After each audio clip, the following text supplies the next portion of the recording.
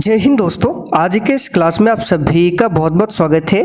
तो दोस्तों, बिहार पुलिस सिपाही की परीक्षा के लिए आज आपका चौथा टॉपिक चलेगा और वो टॉपिक है परिवहन, संचार एवं व्यापार। साथियों, ये टॉपिक बिहार पुलिस एग्जाम के लिए सबसे ज़्यादा इम्पोर्टेंट होगा, क्योंकि साथियों इस टॉपिक से आपके एग्जाम में एक क्वेश्चन जरूर पूछा जाता है। तो आप लोग पूरा क्लास को ध्यान से देखिएगा। साथियों, इससे पहले हमने ऑलरेडी 3 टॉपिक को कवर किया है।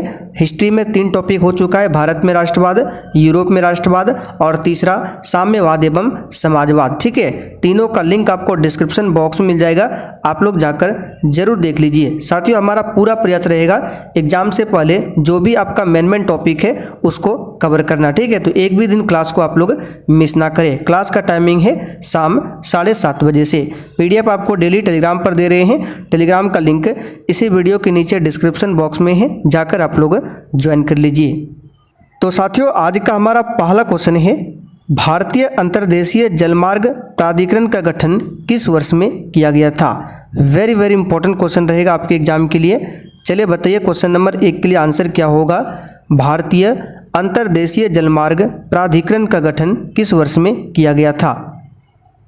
तो इस क्वेश्चन को याद कर लीजिए, वर्ष 1986 में किया गया था। यहाँ पर ए वाला ऑप्शन आपका बिल्कुल सही जवाब है।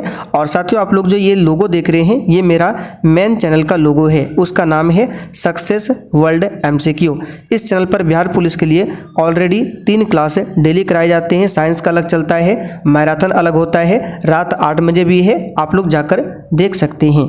और यहाँ पर देखिए क्लास टाइमिंग के बारे में दिया हुआ है, आप इसका स्क्रीनशॉट ले लीजिए। ये तीनों क्लास आपको मेरा मेन चैनल पर मिलेगा और ये वाला अभी जो आप कर रहे हैं। चलिए क्वेश्चन दूसरा देखिए, एन्नौर पत्तन किस राज्य में स्थित है? चलिए बताइए, पत्तन का मतलब होता है बंदरगाह। ठीक है, अब यहाँ से आपको 6 से 7 क्वेश्चन बताएंगे, सभी को ध्यान से सुनना है। जितने भी इंपॉर्टेंट पत्तन हैं जहाँ से एग्जाम में क्वेश्चन बन सकता है आपको बता देते हैं, आप ध्यान से सुनिएगा, रिवीजन आपका हो जाएगा। तो सबसे पहले एन्नौर पत्तन की बात करें, ये आपका तमिलनाडु में है। कहाँ पर है? तमिलनाडु में।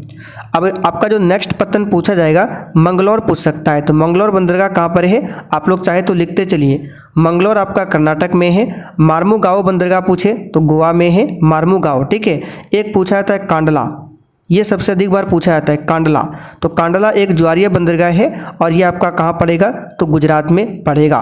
विशाखापत्तनम बंदरगाह पूछे आंध्र प्रदेश में है। पारादीप बंदरगाह पूछे उड़ीसा में है। हल्दिया बंदरगाह पूछे पश्चिम बंगाल में है। तूतीकोरिन बंदरगाह पूछे तमिलनाडु में है। और नाहवा सेवा एक पूछा जाता है, नाहवा सेवा, इसे भी नोट कीजिए, यहाँ पर लिख देते हैं नाहवा सेवा। यहाँ पर राइटिंग नहीं बैठ रहा है, कोई बात नहीं। नाहवा सेवा बंदरगाह ये कहाँ पर है? तो महाराष्ट्र में है, सभी को ध्यान रखिएगा। ठीक है, तो हमने सारे बंदरगाह बता दिया जहाँ से कुछ एग्जाम में क्वेश्चन आ सकता है। आगे देखिए, भारत को कुल कितने डाक क्षेत्रों में बांटा गया है? चलिए क्वेश्चन 3 के लिए आंसर बताइए। साथियों, हम डेली एक टॉपिक को खत्म कर रहे हैं, तो आप भी प्रयास कीजिए कम से कम एक टॉपिक डेली खत्म करें। ठीक है, एग्जाम से पहले लगभग 15 से 16 टॉपिक हमको खत्म करना है। तो भारत को कुल कितने डाक क्षेत्रों में बांटा गया है? तो याद रखिएगा, इसका आंसर क्या होगा? 9 डाक क्षेत्रों में। ऑप्शन में 9 नहीं दिया हुआ है, पुराने अगर आंसर देखें तो उसमें 8 ही है, लेकिन आपको आंसर याद रखना है 9। और कौन कौन है? तो 8 जो है भौगोलिक क्षेत्र के लिए डाकघर है और एक आपका भारतीय सेना के लिए है। तो इस प्रकार टोटल 9 क्या है? डाक क्षेत्र है। तो ध्यान रखना, आंसर क्या होगा? 9। स्वतंत्रता प्राप्ति के समय देश में सड़कों की कुल लंबाई कितनी थी? देख सकते हैं कितना ज़बरदस्त क्वेश्चन है। और यहाँ से अगर एग्जाम में क्वेश्चन आता है, अगर आप नहीं पढ़े रहेंगे तो बिल्कुल वो क्वेश्चन आपसे 100% छूटेगा, इसलिए रिवीजन जरूर कीजिए। तो स्वतंत्रता प्राप्ति के समय देश में सड़कों की कुल लंबाई कितनी थी? तो याद रखिएगा, इसका आंसर क्या हो जाएगा आपका? 4 के लिए क्या हो जाएगा? तो 1.46 लाख किलोमीटर। ठीक है, 1.46 लाख किलोमीटर। निम्नलिखित में से कौन सड़कों का एक वर्ग नहीं है? लगाइए। तो पूरब पश्चिम गलियारा ये तो सड़कों का वर्ग है, एक्सप्रेस वे भी है, स्वर्णिम चतुर्भुज राजमार्ग ये भी है, लेकिन सीमांत सड़कें ये आपका नहीं आता है। ठीक है, दिल्ली से कोलकाता तक की राष्ट्रीय राजमार्ग निम्नलिखित में से कौन है? बहुत ही शानदार क्वेश्चन है, एक एक क्वेश्चन आपके लिए इंपॉर्टेंट है, इसलिए आप लोग पूरा क्लास को लास्ट तक देखिएगा।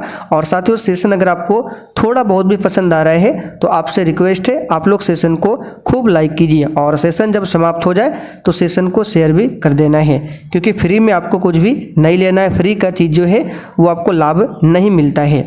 तो 6 के लिए आंसर आपका हो जाएगा बी ऑप्शन NH2। ठीक है, NH2 दिल्ली से कोलकाता तक क्या है, राष्ट्रीय राजमार्ग है। NH1 कहाँ से कहाँ तक है, तो दिल्ली से लेकर अमृतसर तक। ठीक है, बड़ी लाइन में रेलवे की पटरियों के बीच कितनी दूरी होती है। अब बताइए, अगर ये क्वेश्चन एग्जाम में पूछे तो आपसे बिल्कुल भी नहीं बनेगा। ठीक है, अगर आप पढ़े होंगे तो बिल्कुल आराम से बना सकते हैं। तो बड़ी लाइन में रेलवे की पटरियों के बीच जो दूरी होती है ये आपका 1.676 मीटर है। ठीक है, इसको याद कर लीजिए क्लास में, 1.676 मीटर। भारत में टेलीफोन की सेवाएं कब आरंभ हुई थी। Very very important question exam के लिए। बताइए, भारत में टेलीफोन की सेवाएं कब आरंभ हुई थी। तो आप कहेंगे इसका आंसर क्या हो जाएगा, 1881 में। कब होती है, 1881 में। भारत का पहला निर्यात संवर्धन क्षेत्र कहाँ पर स्थापित किया गया। तो साथियों 10 के लिए आपका आंसर क्या हो जाएगा, कांडला। कहाँ पर, कांडला में, जो कि गुजरात में है। निम्न में कौन से दो दूरस्थ स्थित स्थान पूर्वी पश्चिम गलियारा को जोड़ता है। तो पूरब पश्चिम जो गलियारा है इसमें पूरब और पश्चिम की तरफ क्या है आपको ध्यान रखना है। तो पूरब में आपका असम आता है, पश्चिम में आपका गुजरात आता है। अब पूरब में असम में कहाँ पर, प्रॉपर अगर जगह का नाम पूछे तो असम का सिलचर। ठीक है, पूरब में असम का सिलचर है और पश्चिम में है गुजरात का पोरबंदर। तो पूरब पश्चिम गलियारा जो है असम के सिलचर को गुजरात के पोरबंदर से जोड़ता है, इस बात को ध्यान रखिएगा। ठीक है, एक होता है उत्तर दक्षिण गलियारा, लेकिन यहाँ पे पूछा गया है पूरब पश्चिम गलियारा। तो आंसर आपका बी वाला हो जाएगा। इनमें से कौन सा पत्तन यानी कि बंदरगाह पूर्वी तट पर स्थित है, जो अंतः स्थानीय तथा अधिकतम गहराई का पत्तन है तथा पूर्ण सुरक्षित है। तो इसका आंसर हो जाएगा विशाखापत्तनम बंदरगाह, जो कि आंध्र प्रदेश में है। अच्छा, आंध्र प्रदेश की नई राजधानी कहाँ पर है, आप लोग कमेंट करके बताइए। तो इनमें कौन व्यापारिक केंद्र गंगा नदी के तट पर स्थित नहीं है।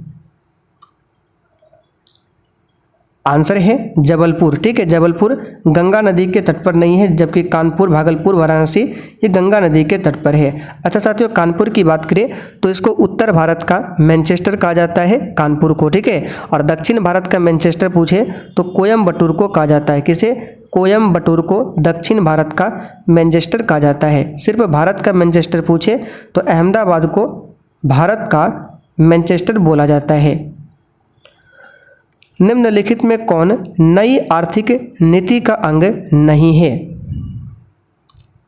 तो 1991 में जो नई आर्थिक नीति आया था, कब, 1991 में। ठीक है, एक आया था लेनिन के समय में, वो याद नहीं रखना है, ये वाला है अपना भारत में 1991 में जो नई आर्थिक नीति को लाया गया था, तो उसमें आपका राष्ट्रीयकरण अंग नहीं था, बाकी वैश्वीकरण था, उदारीकरण था, निजीकरण था, ये वाला उसका अंग नहीं है, ध्यान रखिएगा। भारत का पहला अंतर्राष्ट्रीय स्तर का राजमार्ग कौन सा है, बताइए फटाफट से। तो मेरे प्यारे साथियों, भारत का जो पहला अंतर्राष्ट्रीय स्तर का राजमार्ग है ये आपका कौन सा है। तो 15 के लिए आंसर हो जाएगा मुंबई पुणे राजमार्ग। याद रखिएगा, क्वेश्चन आएगा मुंबई पुणे राजमार्ग। भारत में दूरदर्शन का रंगीन प्रसारण कब शुरू हुआ था। तो प्यारे साथियों, इसका आंसर होगा 1982 में। स्वर्णिम चतुर्भुज महामार्ग इनमें से किस शहर को नहीं जोड़ता है। तो देखिए, स्वर्णिम चतुर्भुज जो परियोजना है ये राजमार्ग से संबंधित है। पहला क्वेश्चन तो ये बनेगा कि स्वर्णिम चतुर्भुज का संबंध किससे है, तो राजमार्ग से है। इसमें 4 बड़े महानगर आते हैं, जैसे कि दिल्ली, मुंबई, चेन्नई और कोलकाता। तो इसमें आपका गुवाहाटी नहीं आता है। भारत में मोनो रेल सेवा कहाँ शुरू की गई है। आंसर है मुंबई में। कहाँ पर, मुंबई में। भारत में रेडियो का प्रसारण किस वर्ष हुआ था। आंसर है 1923 में। ठीक है, इसमें आर्थिक विकास का जीवन रेखा कौन है, यानी इन चारों ऑप्शन में से आर्थिक विकास की जीवन रेखा आपको बताना है कौन है। तो परिवहन, संचार, व्यापार, जीवन के लिए सभी जरूरी है, तो यहाँ पर डी वाला हो जाएगा सभी। ठीक है, इंदिरा गांधी हवाई अड्डा ये कहाँ पर है, तो आप कहेंगे नई दिल्ली में। तो इसको पूर्व में किस नाम से जाना जाता था, आंसर है पालम हवाई अड्डा के नाम से।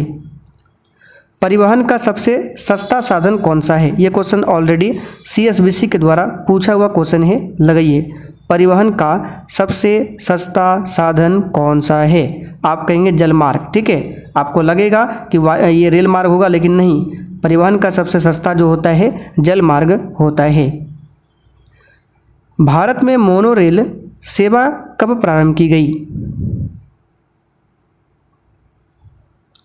आंसर है 2 फरवरी 2014 को। निम्नलिखित में से कौन भारत की सबसे प्राचीन राजमार्ग है, चलिए बताइए 24 के लिए आंसर। तो आप कहेंगे भारत की जो सबसे प्राचीन राजमार्ग है ये आपका ग्रांड ट्रंक रोड है, जिसको शेरशाह सूरी ने बनवाया था। आगे देखिए, भारत का सबसे लंबा राष्ट्रीय राजमार्ग कौन सा है, तो यहाँ पर आपको ऑप्शन के अकॉर्डिंग चलना है, क्योंकि NCERT में यही दिया हुआ है। आपका आंसर होगा राष्ट्रीय राजमार्ग संख्या 7, लेकिन अब इसका नया नाम हो गया है NH44। यहाँ पर लिख देते हैं राष्ट्रीय राजमार्ग संख्या 44, ये अब इसका नया नाम है। ठीक है, तो ऑप्शन में आपको ये वाला मिलेगा, ना कि 7 वाला। भारत में रेलमार्ग का शुभारंभ कब हुआ था, ये क्वेश्चन तो कई बार हमने प्रैक्टिस सेट में आपको बताया है। 1853 में डलहौजी के समय में, और भारत में रेलवे का जनक डलहौजी को माना जाता है। अच्छा, कहाँ से कहाँ तक ये शुरू हुआ था रेल, तो मुंबई से ठाणे के बीच में। भारतीय रेलवे को प्रशासनिक सुविधा के दृष्टिकोण से कितने क्षेत्रों में बांटा गया है, आंसर है 18 क्षेत्रों में। ठीक है, लुसेंट में आपको मिलेगा 17, वो पुराना है, अब जो है 18 सही कर लीजिएगा। भारत की सबसे लंबी राष्ट्रीय जलमार्ग कौन सा है, अब यह देखिए जलमार्ग की बात की जा रही है, तो भारत की जो सबसे लंबी राष्ट्रीय जलमार्ग है आपका राष्ट्रीय जलमार्ग संख्या 1 है। याद रखिएगा, बड़ा ही इंपॉर्टेंट क्वेश्चन है, राष्ट्रीय जलमार्ग संख्या 1। रेल मार्गों की कुल लंबाई की दृष्टि से सबसे बड़ा रेलवे क्षेत्र कौन सा है, इस पर भी स्टार मार्क कीजिए। आंसर हो जाएगा आपका उत्तरी क्षेत्र। कौन सा, उत्तरी क्षेत्र। जवाहरलाल नेहरू बंदरगाह कहाँ पर स्थित है, चलिए बताइए 30 के लिए आंसर। तो साथियों, जवाहरलाल नेहरू बंदरगाह आपका कहाँ पर है, तो आप कहेंगे चेन्नई में स्थित है। और यहाँ पर आप लोग ध्यान दीजिए, ये जो भारत की सबसे लंबी राष्ट्रीय जलमार्ग है आपका राष्ट्रीय जलमार्ग संख्या 1, ये कहाँ से कहाँ तक है, तो इलाहाबाद से हल्दिया तक। चलिए, भारत में बड़े बंदरगाहों की संख्या कितनी है, ऐसे तो बहुत सारे बंदरगाह हैं, लेकिन बड़े बंदरगाहों की संख्या बताना है कितनी है। तो 31 के लिए आपका आंसर हो जाएगा बी, सॉरी 12 नहीं 13 कर लीजिए। ठीक है, पहले 12 था, लेकिन अभी जो है बड़े बंदरगाहों की संख्या 13 है। वर्तमान में कितना है, 13 है, इसको सही कर लीजिएगा। ठीक है, अभी लिख लीजिए, भारत में स्पीड पोस्ट का शुभारंभ किस वर्ष किया गया था। जो ऑप्शन गलत है उसको बता देते हैं, याद रखिएगा, PDF जब डालेंगे तो वहाँ पर आपको सही कर लेना है। तो भारत में स्पीड पोस्ट का शुभारंभ कब हुआ था, तो आप कहेंगे 1986 में, और 1991 में नई आर्थिक नीति आया था। भारत के पूर्वी तट पर निम्न में से कौन सा पत्तन अवस्थित नहीं है, नहीं बोला गया है, ध्यान से देखिए क्वेश्चन को, पूर्वी तट पर बोला गया है। पूर्वी आपका कौन सा हो जाएगा, तो ये वाला आपका पूर्वी हो जाएगा, ये पश्चिमी हो जाएगा। तो यहाँ पर इसका आंसर बताइए क्या होगा, आप कहेंगे चेन्नई नहीं होगा, पारादीप भी नहीं होगा, ये उड़ीसा में है, तूतीकोरिन भी नहीं होगा, आपका हो जाएगा कोचीन। कोचीन केरल में है, जो कि इस साइड में केरल है, बाकी तमिलनाडु तो इस साइड में है। तो आपका डी वाला ये पूर्व में नहीं है, ये पश्चिम में है, कोचीन वाला। भारत में सड़कों के घनत्व की दृष्टि से किस राज्य का प्रथम स्थान है, तो सड़कों के घनत्व की दृष्टि से बोला गया है, न कि पक्की सड़क। तो 34 के लिए आंसर हो जाएगा आपका बी वाला केरल। विश्व की सबसे ऊंची सड़क मार्ग कौन सा है? ये तो सिंपल सा क्वेश्चन है, लेह मनाली मार्ग। भारत में रेल मार्गों का सबसे बड़ा जाल किस प्रदेश में पाया जाता है? तो आप कहेंगे इसका आंसर हो जाएगा उत्तर प्रदेश में। ठीक है। आखिरी क्वेश्चन, भारत में कितने आंतरिक जलमार्ग को राष्ट्रीय जलमार्ग घोषित किया गया है?